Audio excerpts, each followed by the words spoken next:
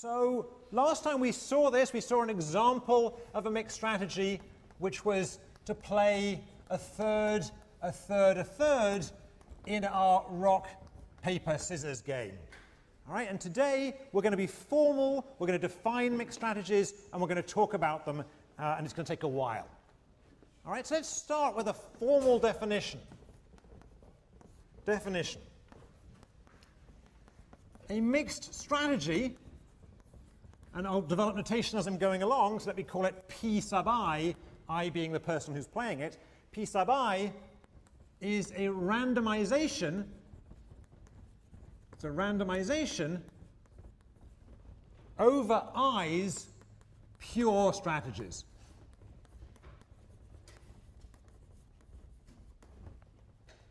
All right, so in particular, we're going to use the notation P sub I of Si to be the probability that player I plays Si, given that he's mixing using Pi. All right, so Pi Si is the probability that Pi assigns to the pure strategy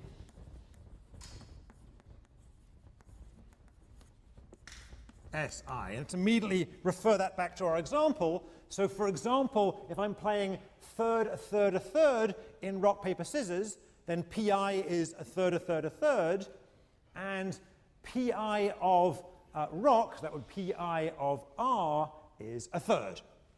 All right, so without belaboring it, that's all I'm doing here, is developing some notation. All right, let's immediately encounter two things you might have questions about. So the first is that in principle, Pi Si could be 0. All right, so just because I'm playing a mixed strategy, it doesn't mean I have to involve all of my strategies. All right, I could be playing a mixed strategy on 2 of my strategies and leave the other one with 0 probability. So for example, again in rock, paper, scissors, we could think of the strategy a half, 0. Right, in this strategy, I play rock half the time, I play paper half the time, but I never play scissors. All right, so everyone understand that? And while we're here, let's look at the other extreme. The probability assigned by my mixed strategy to a particular Si could be 1. Right, it could be that I assign all the probability to a particular strategy. What would we call a mixed strategy that assigns probability 1 to one of the pure strategies? What's a good name for that? That's a pure strategy, right? That's a pure strategy. All right? So notice that we can think of pure strategies as the special case of a mixed strategy that assigns all the weight to a particular pure strategy. So for example, if Pi rock was 1, that's equivalent to saying that I'm playing the pure strategy rock. All right? So i.e. a pure strategy. All right, so there's nothing here. I'm just being a little bit nerdy about developing notation and making sure that everything is in place. All right, and just to point out again, one consequence of this is we've now got our pure strategies embedded in our mixed strategies. Right, when I've got a mixed strategy, I really am including in those all of the pure strategies. All right, so let's proceed.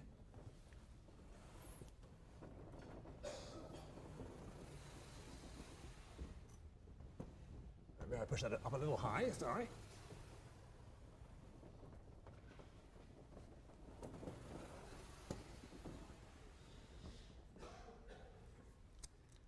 All right, so now I want to think about what are the payoffs that I get from mixed strategies. And again, I'm going to go a little slowly because it's a little tricky at first, and we'll get used to this. Don't panic. We'll get used to this as we go on and as you see them in homework assignments and in class. All right, so let's talk about the payoffs from a mixed strategy.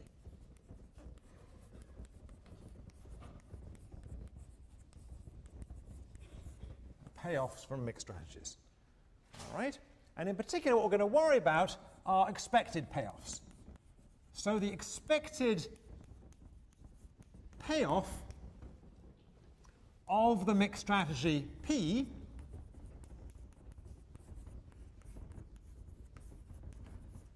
let's be consistent and call it PI, the mixed strategy PI, is what?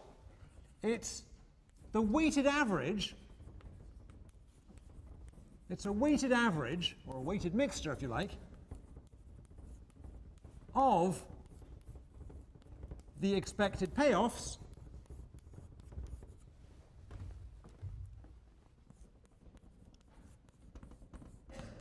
of each of the pure strategies in the mix. All right, so this is a long way of saying something that, again, I think is a little bit obvious, but let me just say it again. The way in which we figure out the expected payoff of a mixed strategy is we take the appropriately weighted average of the expected payoffs I would get from the pure strategies over which I'm mixing. All right, to make that less abstract, let's immediately look at an example. So here's an example we'll come back to several times, but just once today. And this is a game that you've seen before. Here is the game Battle of the Sexes, in which player A can choose player 1 can choose capital A and B, and player 2 can choose little a and b. All right? And what I want to do is I want to figure out the payoff from particular strategies. So suppose that P is what's being played by player 1, and P is, let's say, 1/5, 4/5.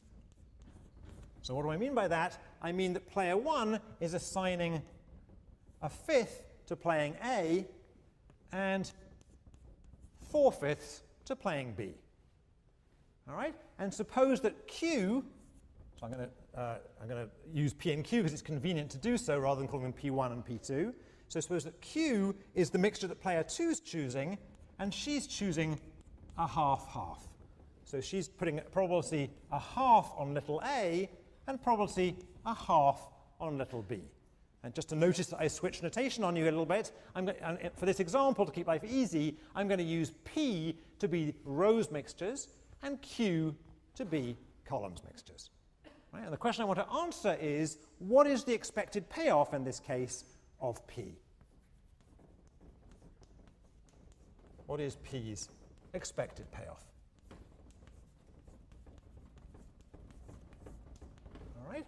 And the way I'm going to do that is I'm first of all going to ask, what is the expected payoff of each of the pure strategies that P involves, over which P is, the pure strategies involved in P. Right? So to start off, right, so the first step is ask, what is the expected payoff for player 1 of playing A against Q? And what is the expected payoff for player 1 of playing B against Q? That'll be our first question, and we'll come back and construct the payoff for P. All right, so these are things we can do, I think. So the expected payoff of A against Q is what? Well, half the time if you play A, you're going to find your opponent is playing little a, in which case you'll get 2. And half the time when you play A, you'll find your opponent is playing B, in which case you'll get 0. All right, so let's just write that up. So I'm going to get 2 with probability a half plus 0 with probability a half. All right, everyone happy with that? And that gives me 1. Okay, please correct my math on this. It's very easy at the board to make mistakes, but I think that one is right. Okay. Conversely, what if I played B? What's the expected payoff for the row player of playing B against Q, where Q is a half-half? So half the time when I play B, I'll meet a player 2 playing little a, and I'll get 0. And half the time I'll find player 2 is playing little b, and I'll get 1. All right, so let's write that up. So I'll get 0 half the time, and I'll get 1 half the time for an average of a half. All right? Okay, that's the first thing I ask, and now to finish the job, I now want to figure out what is the expected payoff for player 1 of using P against Q. That was the question I really wanted to start off with. All right, what's the way to think about this? Well, P is 1/5 of the time. According to P, 1/5 of the time player 1 is playing A, and 4/5 of the time player 1 is playing B.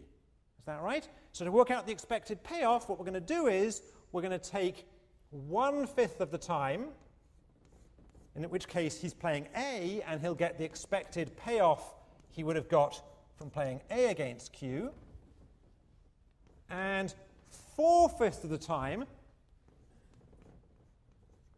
he's going to be playing B, in which case he'll get the expected payoff from playing B against Q.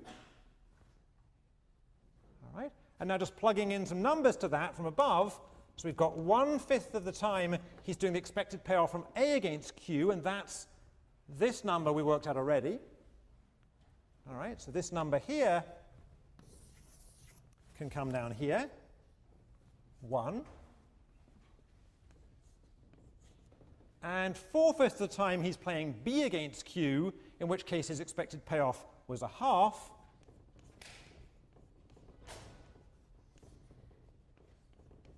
So this 1/2 comes in here. All right. Everyone okay so far? How I constructed it so far? Is this podium in the way of you guys? Are you okay? Let me push it slightly. You're okay? All right. And so the total here is what? It's going to be 1/5 of 1 plus 4/5 of 1/2. 4/5 of 1/2 is 2/5, so I've got a total of 3/5. All right, so the total here is 3/5. All right, everyone understand how I did that? Okay. Now, while it's here, let's notice something. When I played P, some of the time I played A, and some of the time I played B. All right? And when I ended up playing A, I got A's expected payoff, and when I played B, I got B's expected payoff. So the number I ended up with, 3/5, must lie between the payoff I would have got from A, which is 1, and the payoff I would have got from B, which is 1/2. Is that right? Is that right? So 3/5 lies between 1/2 and 1. Everyone okay with that? Yeah? Yeah? Now that's a simple but very general and very useful idea, it turns out. Right? The idea here is that the payoff I'm going to get must lie between the expected payoffs I would have got from the pure strategies. Let me say it again. In general, when I play a mixed strategy, the expected payoff I get is a weighted average of the expected payoffs of each of the pure strategies in the mix. And weighted averages always lie inside the payoffs that are involved in the mix. All right? All right. So let me try and push that simple idea a little harder. Suppose I was going to take the average height in the class, the average height in this class. All right? So let me just, rather than use the class, let me just use some TAs here. So let me get these 3 TAs to stand up a second.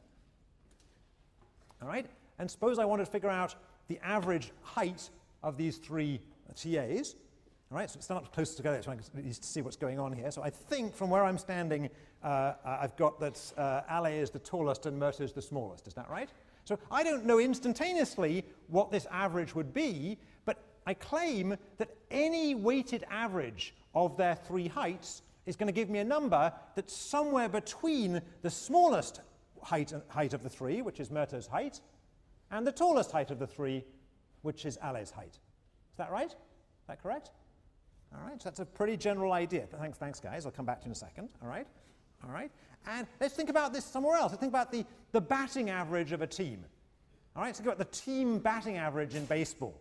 All right, let's use the Yankees, for example. We know that the team batting average, the average batting average of the Yankees I don't know what it is instantly, I didn't look it up this morning, but I know it lies somewhere between the player who has the highest batting average, which I'm guessing is Jeter, and the lowest, and the person on the team who has the lowest batting average, who's probably one of the pitchers who batted a few times in one of those interleague games. All right? It would have been better if I'd used the Mets, but I feel I should take pity on Mets fans this week and not mention them. All right? Right? So this is a very simple idea. It's deceptively simple. It says averages, weighted averages, lie between the highest thing over which you're averaging and the lowest thing over which you're averaging. All right, everyone okay with that idea? All right? Now this very simple idea is going to have an enormous consequence. And here's the enormous consequence. All right? Simple idea, big consequence. So there's going to be a lesson that follows from this incredibly simple idea. And this is the lesson. If a mixed strategy is a best response, right? So if a mixed strategy is the best thing you can be doing, then each of the pure strategies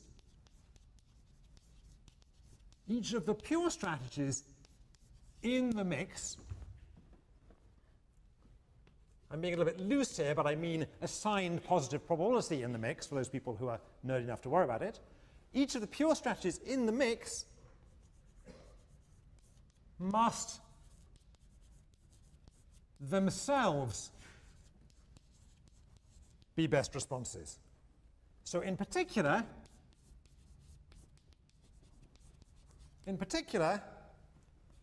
each must yield the same expected payoff. All right, so here's a big conclusion that follows from that incredibly simple idea about averages lying between the highest one and the lowest one. And let's draw ourselves from that lesson to this big conclusion. Right? What is the conclusion? The conclusion is if a mixed strategy is a best response, if it's the best thing I can do is to play a mixed strategy, then each of the pure strategies which I'm playing in that mix, which I'm assigning positive probability to in that mix, must themselves be best responses. All right? In particular, each of them therefore must yield the same expected payoff. So let's go back to our example. Sorry, guys, can I steal my 3 TAs again? And suppose the thing I'm involved in, I should have made this easier before, let me come down a little bit. I'll stand above here. This is good, okay? So suppose the game I'm involved in, the payoff in the game is a game in which I have to choose the tallest group of my TAs. Right? So my payoff is going to be the average height of whichever subgroup of my TAs I pick. All right? And these are my 3 choices. All right? So if I pick more than one of them, right, I'm going to get a weighted average. That's a mixed strategy. All right? My aim here is to maximize the height of whatever subgroup I pick. All right? So in this game, here's my 3 choices. Here's my 3 pure strategies. My 3 pure strategies are to pick Murto, Ale, or Jake. All right, those are my 3 pure strategies. And my mixture, I could mix these 2, I could mix these 2, I could mix all 3. All right? But remember, my payoff here is to get the group, the average, as high as I can. So how am I going to get the average as high as I can? How am I going to get the average as high as I can? This is cheating here. I get the average as high as I can. I'm going to kick out Murto for a start, all right? Sorry, so, all right, because Murto's just bringing down the average. Is that right? All right, average height, I should say. All right, there's nothing. All right, right, and actually, all right, and I think I'm going to kick out Jake as well. I think. Can people help from the front? I think I'm probably going to kick out Jake as well because that way I just have Ale. Right? So if it was the case I was picking both of them, it would have to be they were equally tall, right? But since they're not equally tall, I should just pick the best one. Right? Let's go back to my Yankees example. If I want to pick a sub-team of the Yankees, I'm allowed to pick any number of people to have the highest average batting average in that sub-team. The way to do it is to find the Yankee who has the highest batting average and just pick him. All right? Let's do one more example. Let me use the front row of students here. All right? So here's my, can I get this front row of students to stand up a second? All right, so this part of the row. All right? And suppose my aim in life is to construct the highest average GPA. I'm not going to embarrass these guys and ask them what their GPAs are. All right? So my aim in life here is to pick some subgroup of these 1, 2, 3, 4, 5, 6, 7, 8 students, such that the average GPA of that subgroup is as high as I can make it. All right? So what will I do here? So this being Yale, I'll just find the people who have the 4.0 GPAs and just pick them. Is that right? All right, you might think, well, why not include somebody who has a 3.9 GPA? That's pretty good. So why not?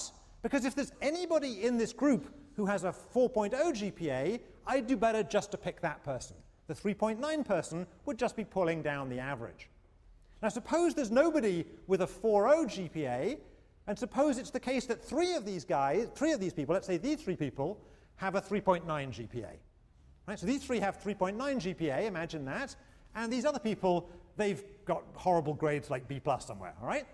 All right, so these are our future law school students, and these are the people who knows what they're going to end up doing, being president probably, all right? All right? So to construct the group with the highest average GPA, what am I going to do? Well, first I'll throw out all these guys with low GPA so they can all sit down. Right? And I'll look at these last 3, and these last 3, if they're all in the group, they better all have the same GPA. Right? Why not? If I'm trying to maximize the average of my group, if any of them had a lower GPA, I should kick them out.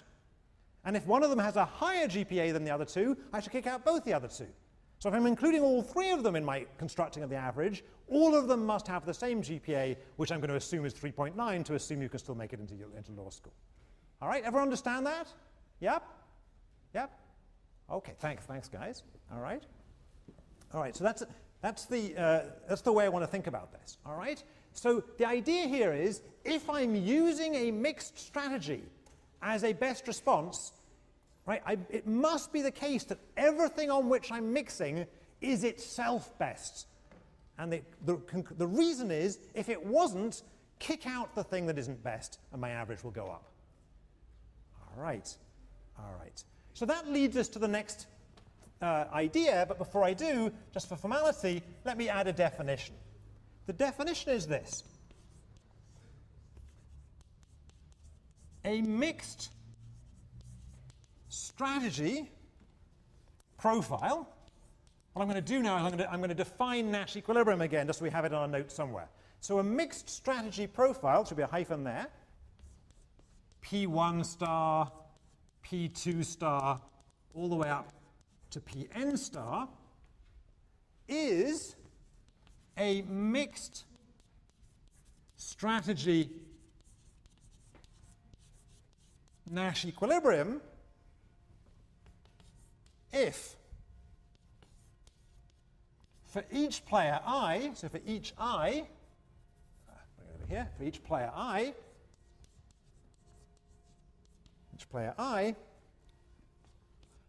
that player's mixed strategy, Pi star, is a best response for player I to the strategies everyone else is picking, P minus I star. So I'm exploiting our, by now, well-developed notation for player strategies. Let me get some more chalk. All right, so this definition of Nash equilibrium, it's exactly the same as the definition of Nash equilibrium we've been using now for several weeks, except everywhere where before we saw a pure strategy, which was an S, I've replaced it with a P. Right, it's the same definition, except I'm using mixed strategies instead of pure strategies. But an implication of our lesson is what? It's that if Pi star is part of a Nash equilibrium, so if Pi star is a best response to whatever else is doing, P minus I star, then each of the pure strategies involved in Pi star must itself be a best response. All right, so an implication of the lesson is the lesson implies the following. If Pi star of a particular strategy is positive, so in other words, I'm using this strategy in my mix,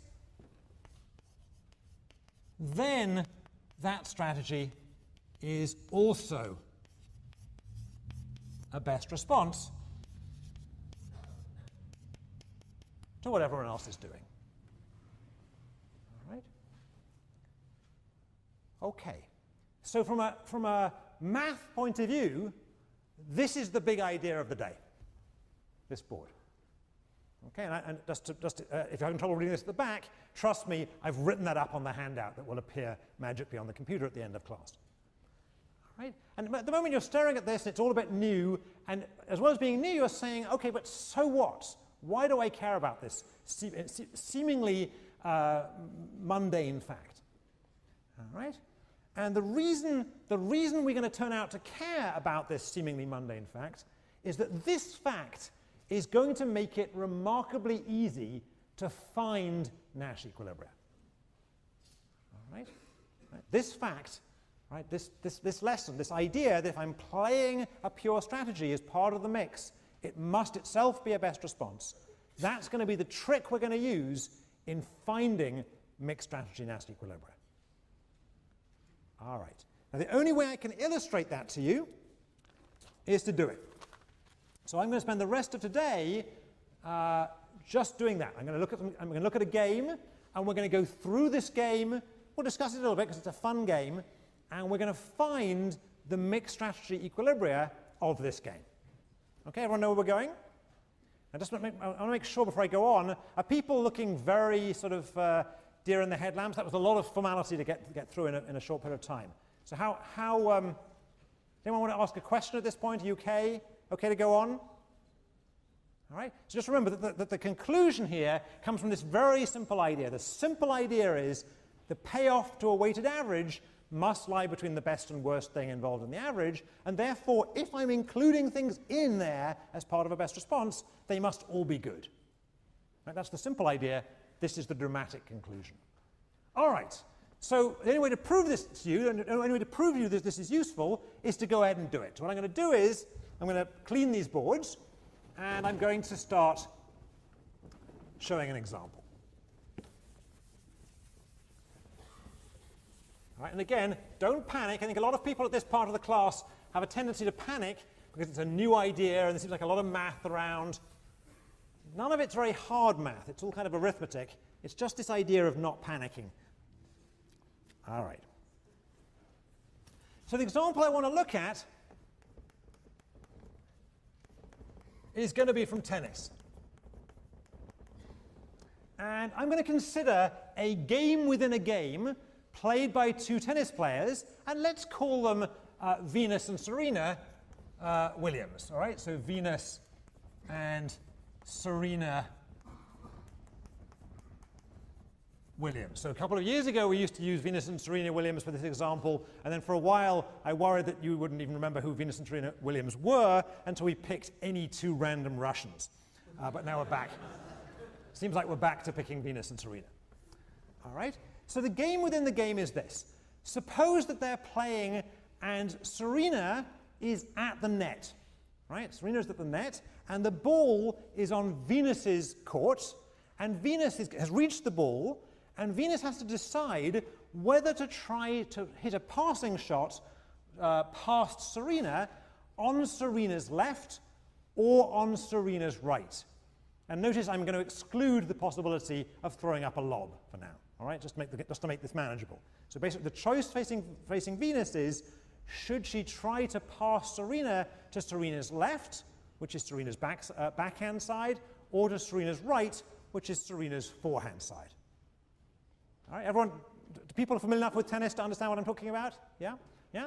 So we're going to assume this is Wimbledon, otherwise no one will be at the net to start with, I guess. This is at Wimbledon. All right, and let's try and put up some payoffs here. All right, so these are going to be the payoffs. I think that this example is originally due to Dixit, but it doesn't. It's not a big deal. I think this example is due to Dixit and Skeeth. All right, so here's some numbers, and I'll explain the numbers in a minute. So this is 50-50, 80-20, 90-10. And 20-80. Okay? So what are these numbers? So first of all, let me just explain what the strategies are. So I'm assuming the row player is Venus and the column player is Serena. I'm assuming that if Venus chooses L, that means she attempts to pass Serena to Serena's left. All right, we'll orient things from Serena's point of view. And if she hits right, that means she's attempting to pass Serena on Serena's right. All right, and if Serena chooses L, that means she cheats slightly towards her left. Not cheats in the sense of breaking the rules, but cheats in terms of where she's standing or leaning. And if she chooses right, that means she cheats slightly towards her right. So this is cheating towards her backhand, and this is cheating towards her forehand, assuming she's right-handed, which she in fact is. Okay, and what do these numbers mean? So let's start with the easy ones. So if Venus chooses left and Serena chooses right, then Serena has guessed wrong. Is that correct? Right, Serena's guessed wrong, in which case Venus wins the point 80% of the time and Serena wins it 20% of the time. Right? And conversely, if Venus chooses right and Serena chooses left, then again Serena has guessed wrong, and this time Venus wins the point 90% of the time, and Serena wins the point 10% of the time. All right, and this should be a familiar idea by now, but why is it the case that these 90s and 80s are not 100%? Why is it the case that if Serena guesses wrong, Venus doesn't win 100% of the time? Anybody? Somebody can show hands, we get some mics up. Why isn't it 100% here? Somebody? Yeah, Patrick? Wait for the mic. Sometimes she hits it out of bounds when she serves. Right, so yeah, this isn't even a serve, this is a passing shot, but the same is true. So sometimes you're just successfully going to hit it past Serena, but the ball's going to sail out. All right, so that happens 10% of the time here and 20% of the time here. Right, let's look at the other two boxes. If Venus hits to Serena's left and Serena guesses left, then we're going to assume that Serena's going to reach the ball and make a volley, but her volley only manages to go in, get over the net and go in, half the time. So the payoffs are 50-50. Half the time Venus wins the point, and half the time Serena wins the point. And conversely, if Venus hits the ball to Serena's right and Serena guesses correctly and chooses right, then we're in this box. Once again, Serena has guessed correctly, and she's going to successfully reach the volley. And this time, she gets it in at 80% of the time, so Venus wins the point 20% of the time, and Serena wins it 80% of the time. All right? So just to finish up the description of the game here, notice that we're assuming that Serena is a little better at volleying to her right than she is volleying to her left. Right? So this is her forehand volley, and we're going to assume that that's stronger than her backhand volley. All right? And conversely, we're assuming that Venus's passing shot is a little better when she shoots it to Serena's left than when she shoots it to Serena's right. This is her cross-court passing shot, and this is her down-the-line passing shot. All right? So none of that fine detail matters a great deal, but just if you're interested, that's where the numbers come from. Okay? I'm not claiming this is true data, by the way. I made up these numbers. Actually, I think Dixit made up these numbers. I forget where I got them from. All right? So, okay, everyone understand the game? All right? So now either imagine you are Venus or Serena, or imagine perhaps more realistically that you've become Venus or Serena's coach. Do I have any members of the tennis team here? No? No? Well, imagine you've become their coach, all right? So you take this class, and then you apply to replace their father as being their coach. All right? That's a tough assignment, I would think. All right? So an obvious question is, you are coaching Venus before Wimbledon, you know this situation is going to arise, and you might want to coach Venus on what should she do here. Should she try and pass Serena down the line, or should she try and hit the cross-court volley, cross-court passing shot? All right? And notice that this is a question of, should you, Venus, play to your strength, which is the cross-court passing shot, or should you play to Serena's weakness, all right? Which would be to hit it to Serena's backhand. Right? Playing to your strength is to choose right, and playing to Serena's weakness is to choose left. And conversely for Serena, should you lean towards your strength, which I guess is leaning to the right, or should you lean towards Venus's weakness, which I guess is leaning left? All right? And when you look at coaching manuals on this stuff, or you listen to the terrible guys who commentate on tennis for ESPN, oh no, I'm getting in trouble again. Very nice guys who commentate on tennis for ESPN, they say just incredibly dumb things at this point. Right? They say things like, you should always play to your strengths and don't worry about the other person's weakness. Right? I think it won't take much time today to figure out that's not great advice. All right? But people can at least see that this is a difficult problem. Right? It's not an immediately obvious problem. Is that correct? Is that correct? And one reason it's not immediately obvious is not only is no strategy dominated here, but there is no pure strategy Nash equilibrium in this game. Right? In this little subgame. There is no pure strategy Nash equilibrium. Notice I've added the qualifier now. Previously I would just have said Nash equilibrium, but now that we have mixed strategies in the picture, I'm going to talk about pure strategy Nash equilibria to be those that are only involving pure strategies. Okay, so why is there no pure strategy Nash equilibrium? Well, let's have a look. So if Serena thought that Venus was going to choose left, then her best response, not surprisingly, is to lean left. And if Serena thought that Venus was going to choose right, then her best response is to cheat to the right. All right, so 50 is bigger than 20 and 80 is bigger than 10. All right, and conversely, if Venus thought that Serena was cheating a bit to the left, then her best response is to hit it to Serena's right. And if Venus thought Serena was leaning to the right, then Venus's best response is to hit it to Serena's left. Okay? So I think that's not at all surprising when you think about it. Not at all surprising you're going to get this little cycle like this, but we can see immediately that these best responses never coincide, so there is no pure strategy equilibrium. Let's write that up. There's no pure strategy Nash equilibrium.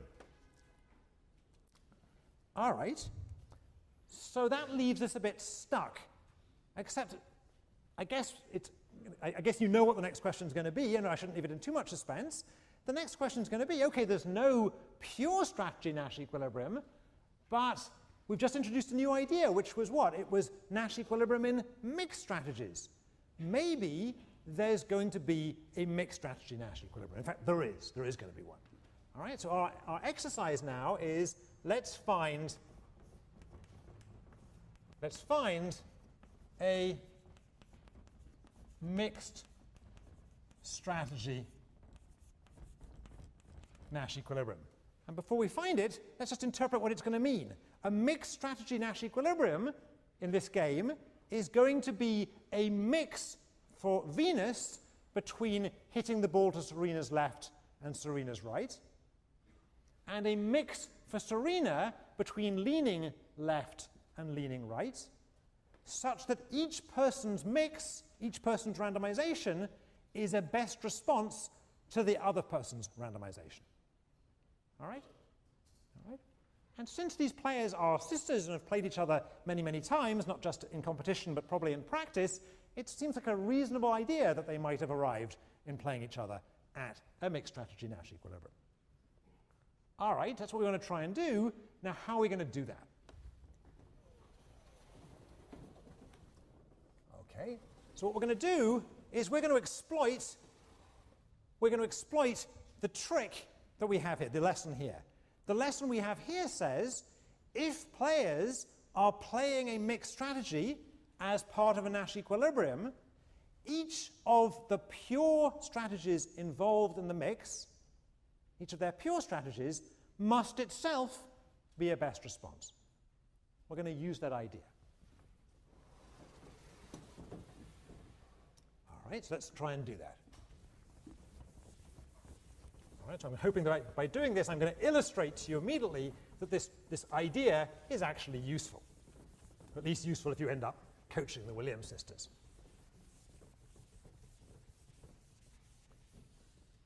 right? So I want to keep this so you can still read it. Let me bring it down a bit. Can people still read it? Okay.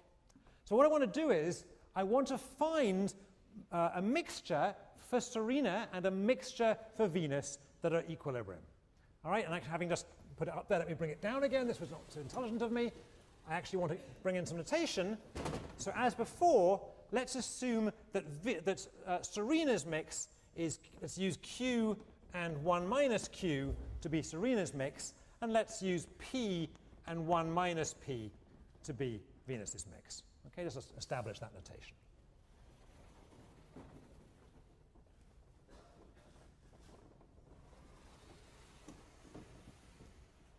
So here's the trick. All right, so this is the slightly magic bit of the class. Okay, so pay attention. I'm about to pull a rabbit out of a hat. Trick. To find, what shall I do first? To find Serena's Nash equilibrium mix, so that's Q 1 minus Q, what I'm going to do is I'm going to look at Venus's payoffs. So to find Serena's Nash equilibrium mix, the trick is to look at Venus's payoffs. That's going to be my magic trick. All right, let's try and see why. So let's look at Venus's payoffs. Venus's payoffs against Q, right? So Serena is choosing Q1 minus Q. So what are Venus's payoffs? So if she chooses left, then her payoff is 50 with probability Q, and I'm going to use the pointer here and hope that the camera can see this too. She gets 50 with probability Q, and she gets 80 with probability 1 minus Q. Okay? If she chooses right, then she gets 90 with probability Q. All right, 90 with probability Q. And she gets 20 with probability 1 minus Q. Oh, I meant to point to that. 20 with probability 1 minus Q. All right? So what? So what is this? We're looking for a mixed strategy Nash equilibrium. So in particular, not only Serena is mixing, but in this case what we're claiming is Venus is mixing as well. All right? So if Venus is mixing as well, that means that Venus is using the strategy left with some probability, P, and using the strategy right with some probability, 1 minus P. Since Venus sometimes chooses left and sometimes chooses right as her best response to Q, as her best response to Serena, what must be true of the payoff to left and the payoff to right? Let's go through again, right? So we're going to assume that Venus is mixing. So sometimes she chooses left and sometimes she chooses right. And she's in a Nash equilibrium, so she's choosing a best response. So whatever that mix P1 minus P is, it's a best response. Right? Since she's playing a best response of P, and that sometimes involves choosing left and sometimes involves choosing right, it must be the case that what? It must be the case that both left itself and right itself are both themselves best response. Right? Right? If she's mixing between them, it must be that both choosing left or choosing right are themselves best responses. If they weren't, she should just drop them out of the mix. That would raise her average payoff. Right? Just like we dropped out the short TAs to get a high height, and we dropped out the failing Yale students to get a high GPA. Sorry. All right? All right? So if Venus is mixing in this Nash equilibrium, then the payoff to left and to right must be equal. They must both be both left and right must be a best response. So in particular, the expected payoffs must be the same. Is that right? Is that correct? Okay. So what does that allow me to do? It allows me to put an equal sign in here. It allows me to put an equal sign in here. Right? Since left is a best response and right is a best response, so they're both best responses, they must yield the same expected payoff. Here's their expected payoffs, they must be the same. And now I've got one equation and one unknown, and now I'm down to algebra. So let me do the algebra. I claim this expression is equal to that expression. So simplifying a bit, I'm going to get, and you should just watch, make sure I don't get this wrong, I'm going to get 40q. So this implies 40q is equal to 61 minus q. So I took this 50 onto this side and this 20 onto that side. So I have 40q equals 61 minus q, and that implies that q is equal to 0.6. All right, so those last two steps were just algebra. All right? So what was the trick here? The trick was I found q, which is how Serena is mixing, by looking at Venus's payoffs, knowing that Venus is mixing, and hence I can set Venus's payoffs equal to one another. Right, say it again. I found the way in which Serena is mixing by knowing that if Venus is mixing, her expected payoffs must be equal, and I solved out for Serena's mix. This is Serena's mix.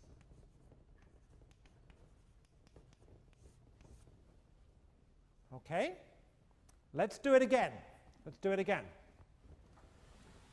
And here I'm wishing I had another board. And maybe I don't want to lose those numbers entirely, so I'm going to try and squeeze in a bit. I know I can do. Let's get rid of this one entirely. There we go. That worked. Let's get rid of this one entirely. I can still see my numbers. And let's do the converse. Let's do the trick again. This time, what I'm going to do is I'm going to figure out how Venus is mixing. I know how Serena's mixing now, so now I'm going to work out how Venus is mixing. Now, to figure out how, it's hidden now. To figure out how Serena was mixing, I used Venus's payoffs. So to find out how Venus is mixing, what am I going to do? I'm going to use Serena's payoffs, all right? So to find Venus's mix, which is P1 minus P, just be careful, it's her Nash equilibrium mix, use Serena's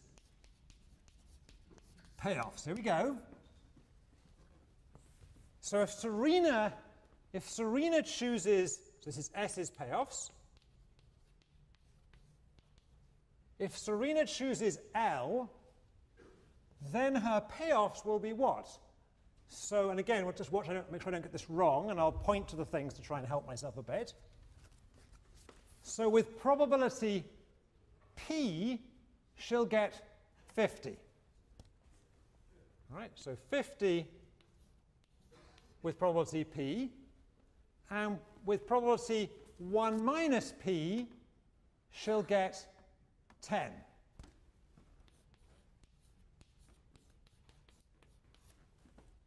All right, and if she chooses to lean to the right, to lean towards her forehand, then with probability p, she'll get 20.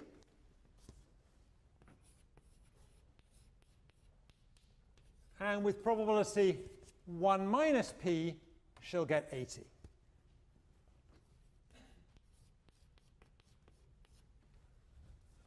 Okay. And we know that Serena is mixing. We know that Serena is mixing. So since Serena is mixing, what must be true of these two payoffs? What must be true of the two payoffs, the payoff to little l and the payoff to little r? What must be true about them since Serena is using a mixture of these two strategies in Nash equilibrium? It must be the case that both little l is a best response and little r is a best response, in which case the payoff must be, someone shout it out? Equal. Thank you. They must be equal. These must be equal. These must be equal. They must be equal since Serena is indifferent between choosing left or right and hence is mixing over them. All right, so again, using the fact that they're equal reduces this to algebra. And again, I'll probably get this wrong, but let me try. So I claim, let's take 20 away from here, I've got 30p equals 70 1 minus p. I hope that's right. That looks right. Again, this is just algebra at this point. So I took 20 away from here and 10 away from there, and this implies that p equals 0.7. All right? So I claim I have now found the mixed strategy Nash equilibrium. Here it is. The Nash equilibrium is as follows. Let's be careful. This is Venus's mix. So Venus is mixing 0.7, 0.3, 0.7 on left and 0.3 on right. And Serena is mixing 0.6, 0.4. All right, so this is Venus's mix, and this is Serena's mix. Venus is shooting to the left of Serena with probability 0.7, and Serena is leaning that way with probability 0.6. All right? So we were able to find this Nash equilibrium by using the trick before. Now let's just reinforce this a little bit by talking about it. So suppose it were the case that Serena, instead of leaning to the left 0.6 of the time, leant to the left more than 0.6 of the time. Right, so suppose you're Venus's coach, and suppose you know that Serena leans to the left more than 0.6 of the time. What would you advise Venus to do?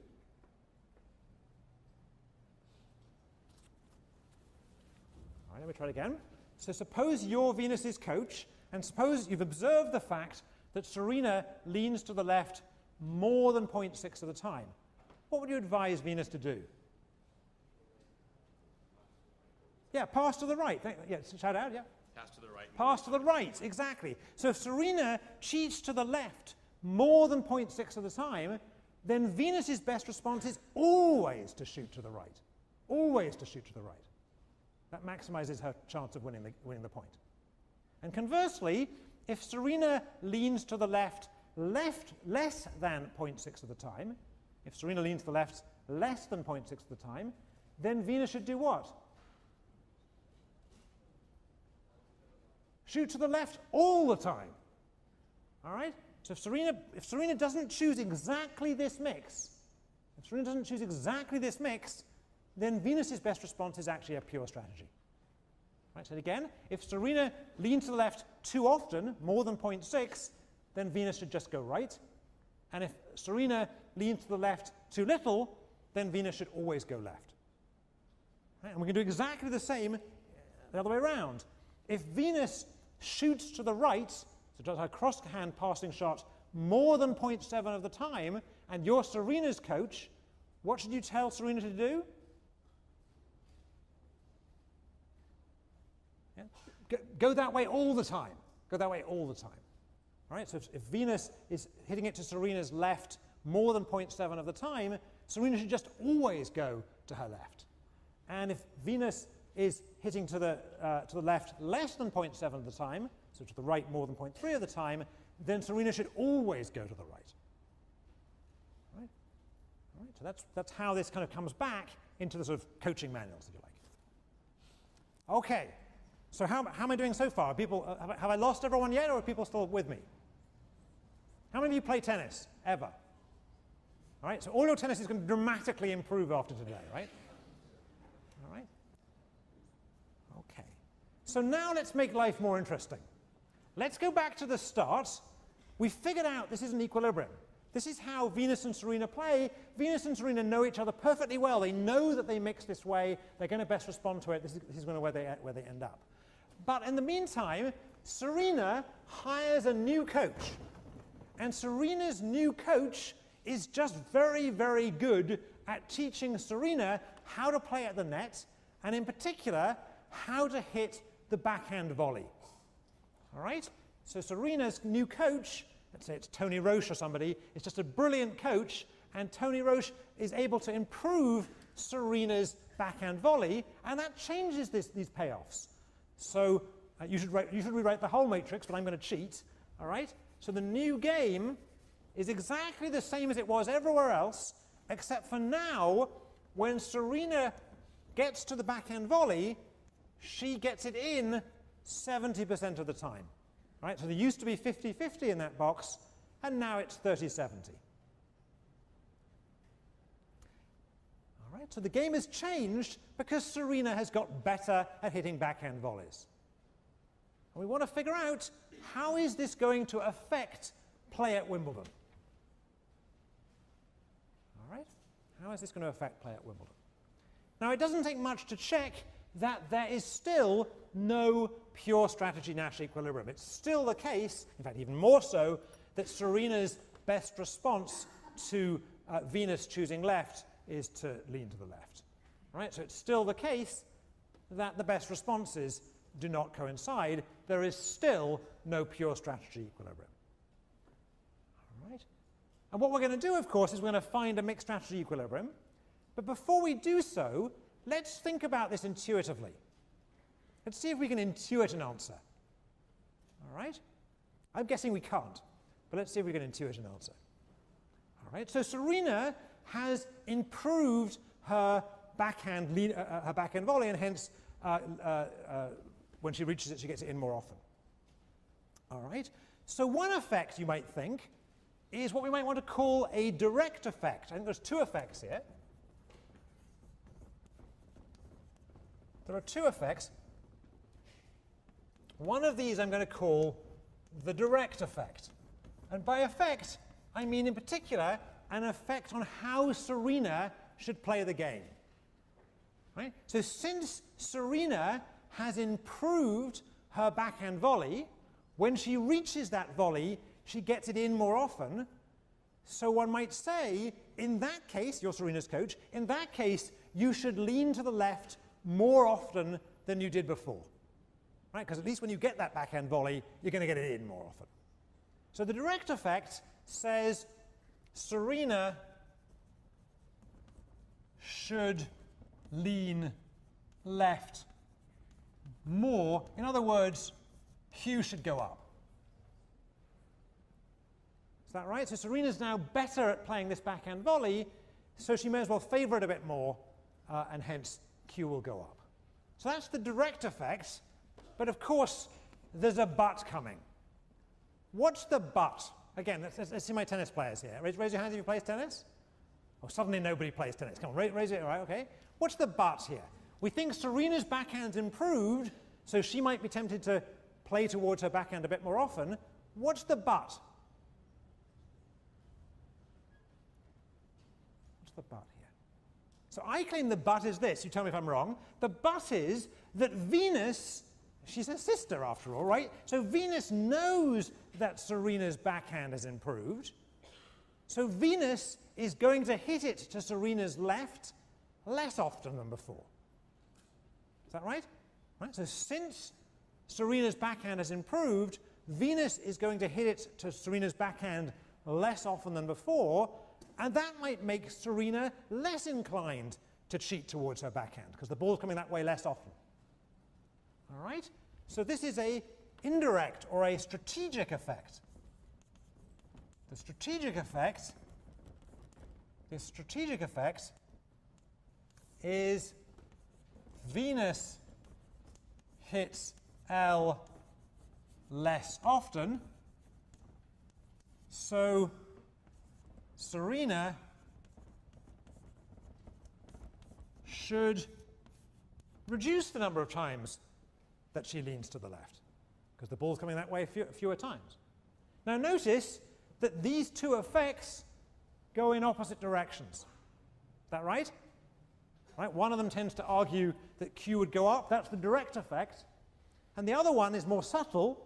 It says we now think about not just how my player's improved, but also how the other person's going to respond to knowing that my player's improved. That's the more subtle effect. And that's going to push Q down. That's going to make it less likely, or that's going to argue against leaning to the left. All right, so imagine you're going to be Serena's coach. Which of these effects do you think is going to, let's have a poll. Which of these effects do you think is going to win? The direct effect or the indirect effect? The direct effect or the strategic effect? Who thinks the direct effect? Who would advise Serena to play to her strength a bit more and lean left a bit more? Who thinks the direct effect? Raise your hands, let's have a poll. And who thinks the indirect effect, the effect of Serena hitting it that way less often, is going to win? And who's abstaining and basically refusing to be a coach? Okay, quite a number of you, all right? All right. Well, we're going to find out. We're going to find out. We're going to find out by resolving for the Nash equilibrium.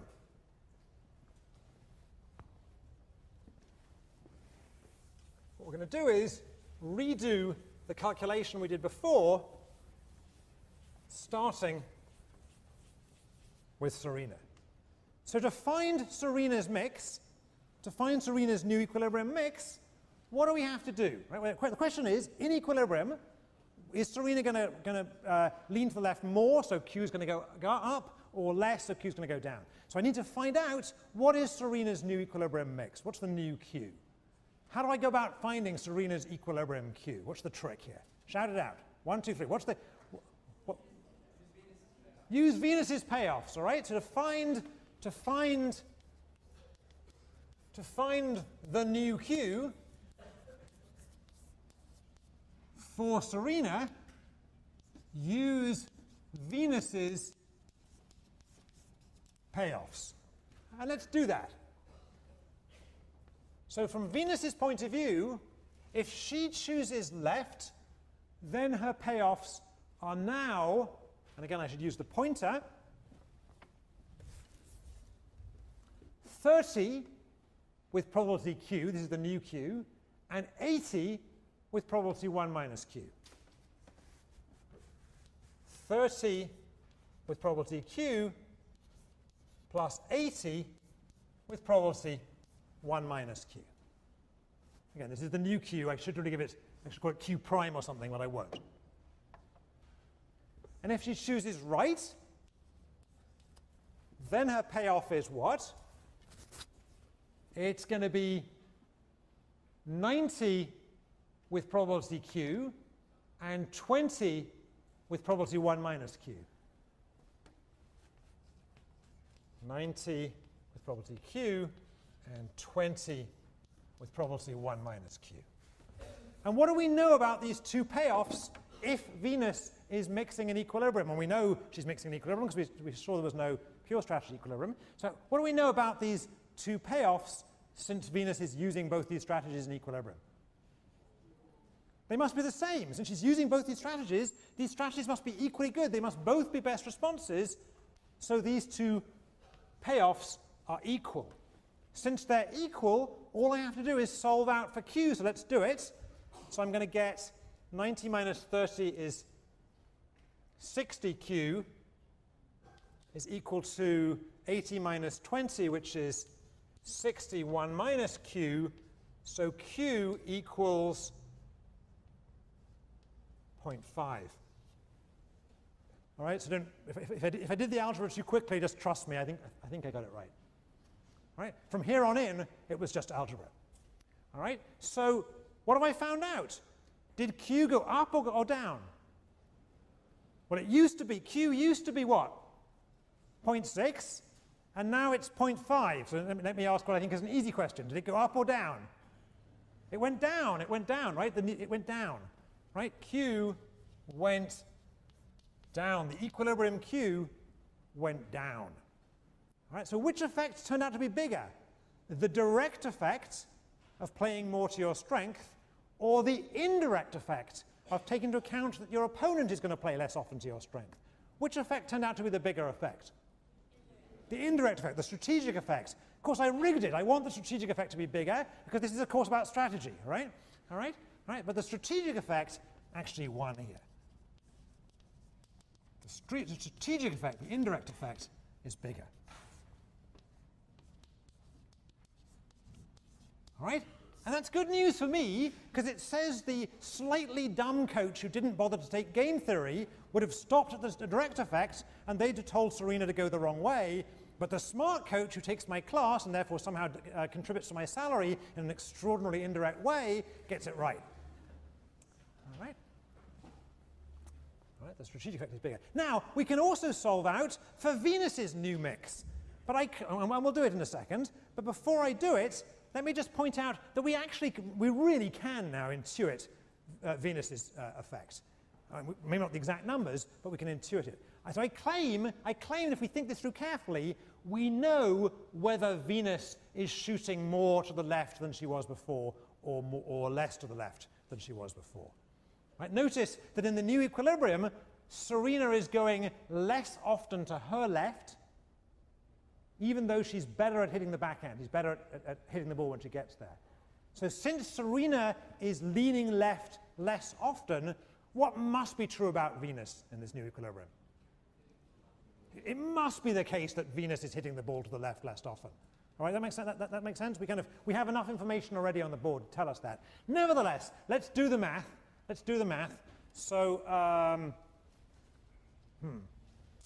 right. Let's go and retrieve a board to do that.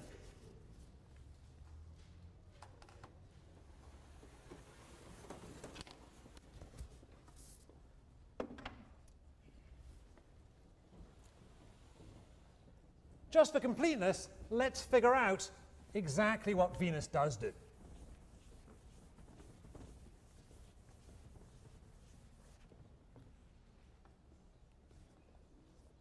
All right. So to figure out what Venus is going to do, what's our trick?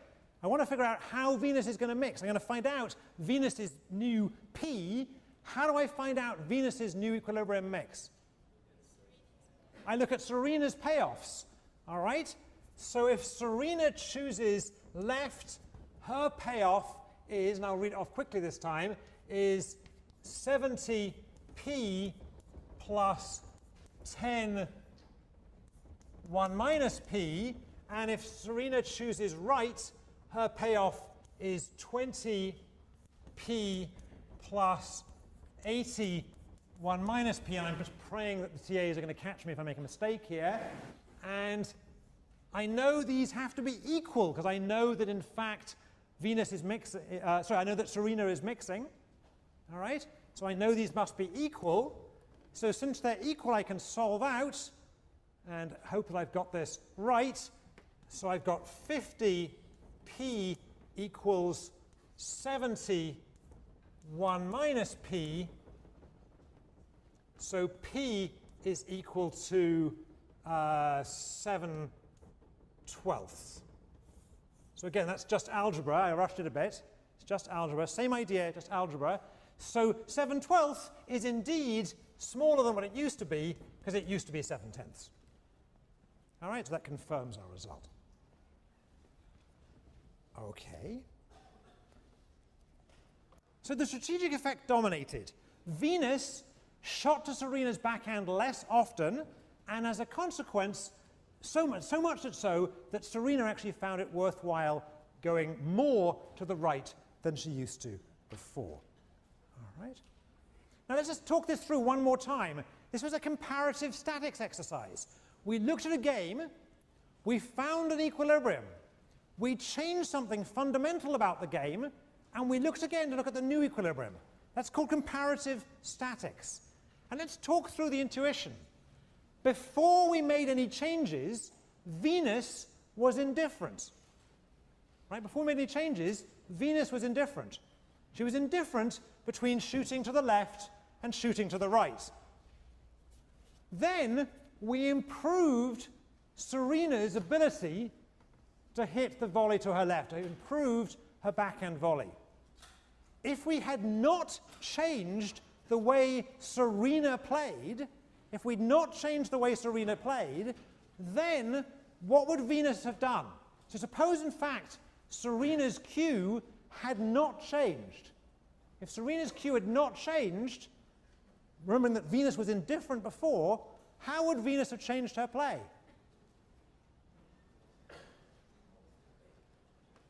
Somebody? So if we started from the old cue, and then we improved Serena's ability to play the backhand volley, and if cue didn't change, what would Venus have done? She'd never ever have shot to the left anymore. She'd only have shot to the right. She'd only have shot to the right, which can't possibly be an equilibrium. So something about Serena's play has to bring Venus back into equilibrium. It brings Venus back into being indifferent. And what was it? It was Serena moving to the left less often and moving to the right more often. All right, so say again, if we didn't change Q, Venus would only go to the right, so we need to reduce Q, have Serena go to the right, to bring Venus back into equilibrium. Right? And conversely, if Venus hadn't changed her behavior, if Venus had gone on shooting exactly the same as she was, P in 1 minus P as before, then Serena would have only gone to the left. And that can't be an equilibrium, so it must be something about Venus's play brings Serena back into equilibrium. And what is it? It's that Venus starts shooting to the right more often. All right, so just two reminders. Before you leave, two reminders. Wait. First, in about 5 minutes' time, a handout will magically appear on the website that goes through these arguments again, all of them in 2 other games. So you can have a look at the handout. Second thing, a problem set has already appeared by magic on that website that gives you lots of examples like this to work on. All right, play tennis over the weekend for practice, and we'll see you on Monday.